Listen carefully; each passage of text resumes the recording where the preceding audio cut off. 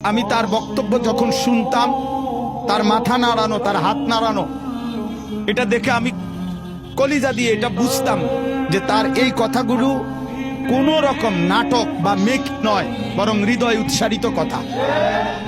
বক্তব্য অনেকেই দেয়, অনেক সুন্দর সুন্দর স্বপ্ন দেখায়, অনেক লম্বা লম্বা হুঙ্কার ছাড়ে, কিন্তু আমি ইয়াকিনের সাথে এই কথা স্পষ্ট বুঝেছি যে শহীদ শরীফ ওসমান হাদী তার জবান আর তার দিল বরাবর ছিল।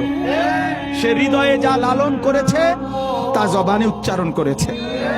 অতএব আমি শুধুমাত্র এই এতটুকু কথা মনে করাইতে চাই, আজকে ভারতীয় আধিপত্যবাদের দোসররা, তাদের এটা মনে করা উচিত, ভারত থেকে তারা আমার দেশের জুলাই যোদ্ধাকে ঘাড়ে গুলি করার পরামর্শ দিয়েছে, মাথায় গুলি করে তাকে শহীদ করেছে।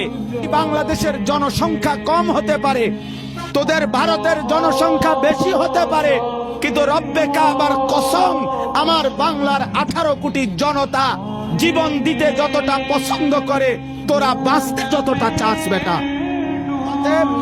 শহীদ শরীফ ওসমান হাদীর নিজের লেখা একটা কবিতা আছে, আমায় ছিঁড়ে খাও হে শকুন। সেই কবিতা শহীদ শরীফ ওসমান হাদী নিজেই আবৃত্তি করেছিল। সে বলেছিল যে আধিপত্যবাদের দোসররা আমার সারা দেহ ছিঁড়ে ছিঁড়ে খাও, কিন্তু আমার মাথা খাইও না, অর্থাৎ আমি মাথা বিক্রি করব না। কিন্তু দুশ্মন শহীদ শরীফ ওসমান হাদীর মাথায় গুলি করেছে, জীবন দিয়েছে, কিন্তু শহীদ শরীফ ওসমান হাদী প্রমাণ করেছে, ধ্রিম ধ্রিম বাজে গণ তুন্দুবি দামামা, হাকে ভীর শির দেগা নিহি দেগা আমামা।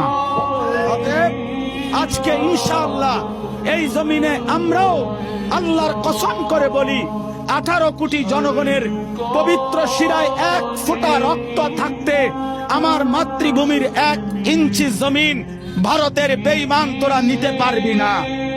এ জমিন 1 রক্ত নয়, 1 হাদী নয়, লক্ষ কোটি হাদীর রক্তের পবিত্র জমিনে প্রয়োজনে খুন ঝরবে, কিন্তু আজাদী থাকবেই থাকবে, থাকবেই থাকবে, থাকবেই।